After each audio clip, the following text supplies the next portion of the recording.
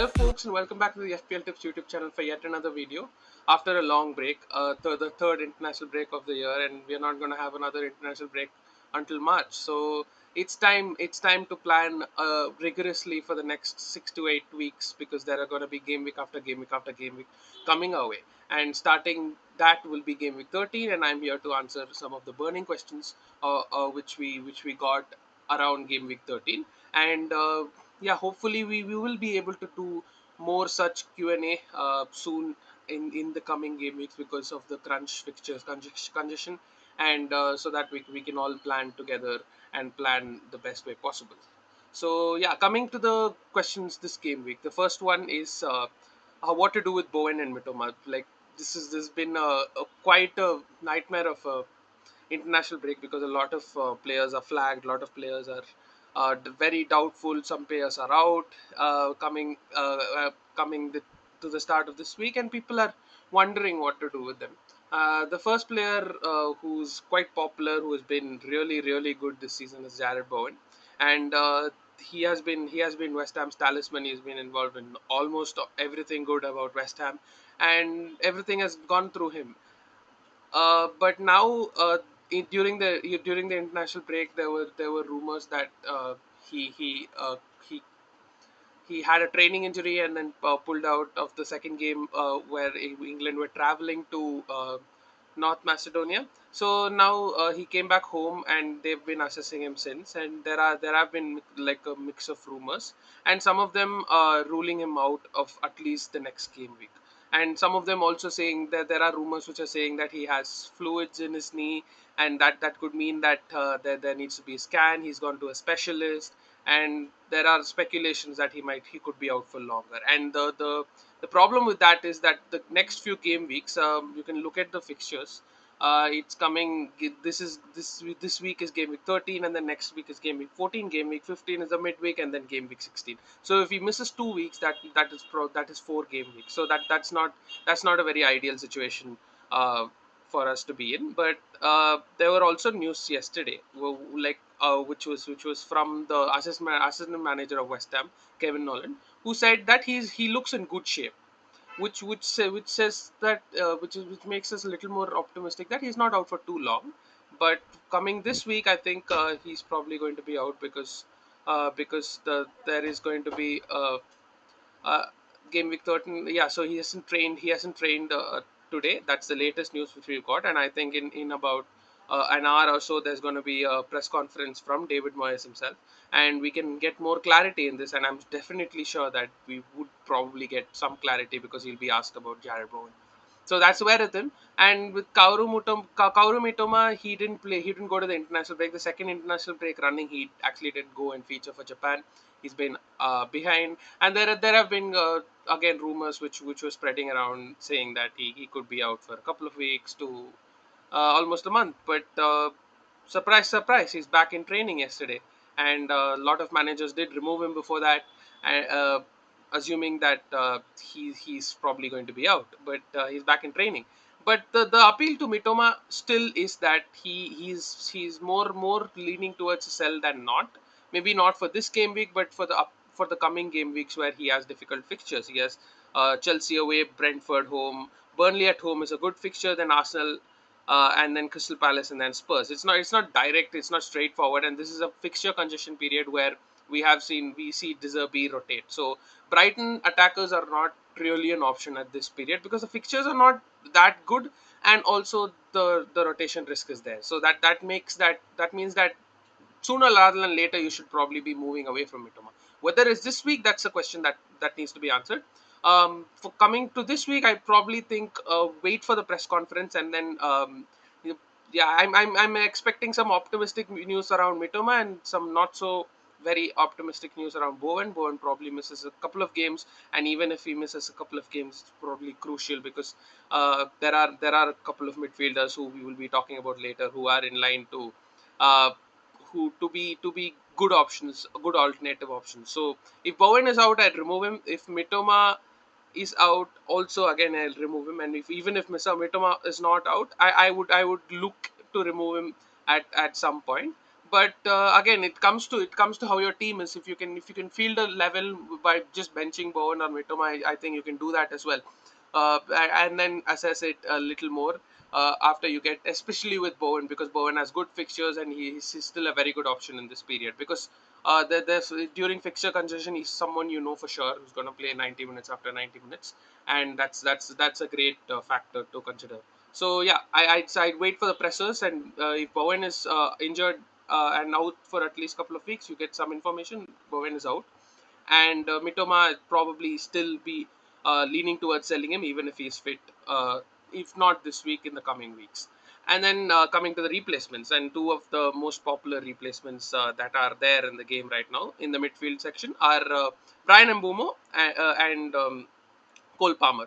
Uh, yeah. So first, let's talk about Mbomo, because he's been electric this season. He's been right among the FPL returns this season. He's been up against amongst the points. I think only Son and Salah have more points than him, and there were people who have removed him quicker than others, and who they wildcarded him out, who got like, but it did backfire when he had a couple of hauls back to back in the last few game weeks, in game week 10 and 11, I think, or 9 and 10. But the fixtures were getting a little difficult for him. That justified the removal of Mbumo.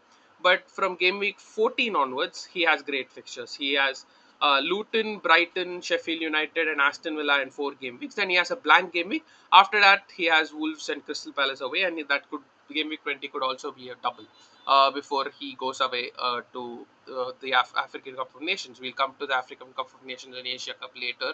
But coming now, I think it's 4 game weeks plus if you can bench him for the blank game week 18, two more good game weeks where you can get the best out of Brian Mbumo. So I think he's a priority buy for every team right now. And also that we have seen him get return a lot of points.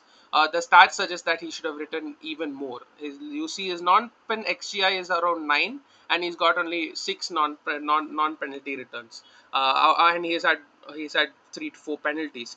But yeah, six non-pen returns. That's actually underperforming by 3.21, and he's the second highest underperform. So he's the second in the list for underperformers of their XGI this season. That says that speaks a lot. That speaks volumes, because he's a talisman for the team. He's on penalties. He's nailed for 90 minutes, and we again repeatedly talk about the fixture conjunction, where he probably be played game after game. They don't have Europe, and they are a good team who can also benefit against good attacks, and we've seen that against Chelsea, and also late goals he scores, which is generally which boosts his appeal even more. So I think Brian Mbomo is definitely a buy. Coming to this week, I think if you don't have any other free transfers to make, you can still make the move ahead. If Bowen is out, you can do Bowen to Mbomo a week earlier. And also, if Mitoma is out, you can do Mitoma to Mbomo a week earlier. But I think Mbomo should be in your watch list come next week, maximum, and he's also probably going to come to my team next week. And coming to talk about Cole Palmer, who's the other option over here, who's also been really really good, and you again see him around fourth in for non-pen XGI in the last 4 weeks, last 6 weeks, and he's got 2 non-pen returns, and the other 4 were penalties, and he's also trying to get more open play returns than as much as Mbomos does. So they have a very similar appeal, that their open play involvement is actually very high, and there is a factor of Nkunku coming in, and what that would mean, I think that would probably put Palmer higher in the list, because he's only 5.2, and I think when Nkunku comes, Palmer's probably going to be more involved, and his chances probably are going to be converted. And I think he's going to still be in penalties, because he's taken a very very crucial penalty against Man City in a big match, and so he's taken all his 4 penalties, and I don't see him moving away from penalties. So I think both Palmer and Mbumo are great options to come up with. And if you're tight in budget, then you can go with a Palmer. But Mbumo is also someone is really worth considering. And in the next few weeks, I'd probably find a way to bring both of them in. And in priority, I'd say Mbuma first because his fixtures are great from game week 14 onwards, and you can maybe delay a couple of weeks for Palmer as well. Uh, yeah, coming to what to do with the transfers this week, we've discussed about Bowen, we've discussed about Mitoma. Let's look at how what are the viable transfers that can be made this for this week, and that's the reason why I asked you to bench Bowen or Mitoma, if you can afford to do so, because the fixtures this week are not great. This is a great game week where you can't expect clean sheets from any team. The highest clean sheet odds perhaps is for Arsenal, who are playing Brentford away. That's where it is this week. Man City are playing Liverpool, Newcastle are playing Chelsea, Brentford are playing Arsenal, Tottenham are playing Villa. So there's no easy clean sheets, and even your other reliable clubs like Crystal Palace, Brighton, and Manchester United. Some people have Harry Maguire. They all play away from home, so it's not a very ideal game week, and I don't expect a lot of clean sheets from that. So defensive transfer I probably hold. Maybe if your defender is injured and you want them to go out immediately, then probably an Arsenal defender is the first in line. But even if it's Cash or Udogi, I'd probably hold them for this week and then assess next week, because I think some options like Chelsea defenders will free up next week, and there'll be more clarity in moving towards these good defenders. And coming to other transfers, if you have two free transfers, I probably make one. I'll make one transfer to. See, it could also maybe be a transfer of Enketia to an Archer or a Wood, who now probably gets more minutes for Nottingham Forest. That Awoni is out for 3 to 4 months, and yeah, and or maybe a defensive transfer, or like a Cash to an Arsenal defender. That's only if I have two free transfers. If I have one free transfers, I'll look to roll, because we are coming to game week 14. Then we have 3 game weeks in a matter of a week. So that's when you want to have those two free transfers that could come in handy. So keeping the rolling the other transfer could come in handy. And yeah, I would definitely not take a hit this week, and because of the fixture, the way the fixtures are. And yeah, so that's where with it, if you have two transfers, try to get one. And if you have one free transfer, and if you have Bowen, if you can afford to bench your players like Bowen and Mitoma, and yeah, definitely go ahead with that and roll the transfer and assess it next week, because even Mbumo, who's the best option coming this week, is probably not the is probably having the hardest fixture.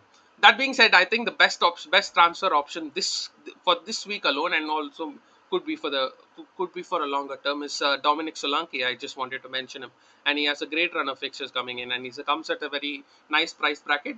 That being said, I probably wouldn't remove Alvarez or Watkins for him, and I'd say if you have if you have an Enketia and if you have some funds, then you can maybe go that way. Other than that, I'd probably not go to Solanke yet.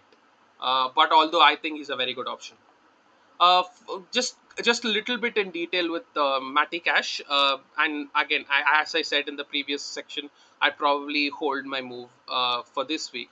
But coming to Matty Cash, I think he doesn't have the great best of fixtures coming up. Spurs away, Bournemouth away, Man City at home, Arsenal at home, Brentford away, Sheffield United at home, Man United away.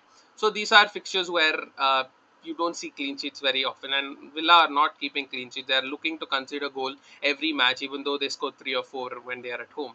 And Matty Cash is not playing right wing as often as he did 4 to 5 weeks before, and that means that I don't see a very big appeal of Matty Cash in a fixture period like this. But again, as I said, there are not fixtures that can be targeted for this week, so I'd say he's probably a hold for this week. But then I think your Chelsea option, maybe a Reece James, can free up, and that could become a very good option to go to. So keep an eye on it and try to build a watch list around who to bring in for cash, and maybe not make the move unless you have two free transfers this week. And look to keep him for the next couple of weeks. Maybe the Bournemouth fixture could be a decent fixture for Aston Villa, and even the Spurs fixture. I think I expect it to be open, and if Cash starts as an attacker, there's a great chance he could get a return. So he's not a hard sell, but someone I'd probably be looking to move to clear up some funds in your defense, or to target some other good fixtures, good defenders with good fixtures in the coming weeks. Finally, we can come to captaincy, and there are a few options this week because again, this week is not a very straightforward week. Salah and Haaland face each other. Son and Watkins face each other. And yeah, it's not the ideal week. Generally, your Haaland and Salah are top to the captaincy list, but I expect the game from between Liverpool and Man City to not be very high scoring.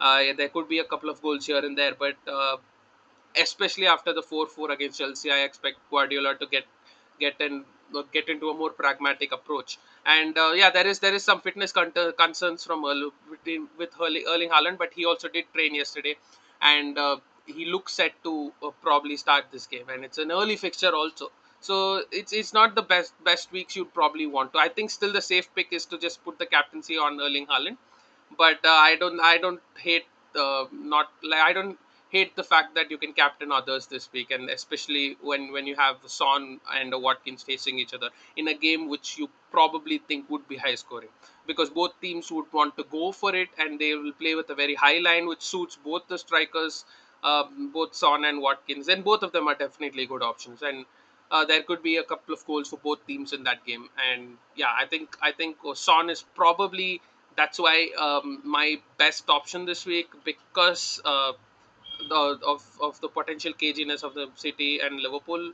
fixture, and that Son will play against Highland. I know that Spurs are having their injury issues, which is why he is not that obvious an option this week. But I'd still back Son to return and maybe get a goal or an assist or an assist this week. So I'd say Son is just edging Haaland at number one. Haaland is at two, and then I'd say as he's very reliable and generally scores in the bigger games against City, he's probably had like he's only had more goals against United than City. So Mo Salah is at three, and Ollie Watkins will be at four. But I don't think you can. I don't think there's much between them that you could go wrong this week, and they're all decent options, and they don't have the best fixture. So even if you go wrong, I don't think you should blame yourself too much about it, because it's just one of those weeks. And don't expect too many points this week as well, because of the way the fixture list is. So yeah, that brings us to the end of the video. If you did like the video, please hit the like button and hit subscribe. And yeah, I think we'll try our best to come with more videos, more question and answers videos in the coming fixture pile up, and that so that it would help you make crucial decisions regarding your transfers in these weeks. Until that, yeah, see you, and let us know in the comments what you think about this game week. Who do you think your captain will be, and what transfers you were looking to make? And if there's any other thing I missed out on, you had questions, please let us know. Yeah, thank you so much, and see you.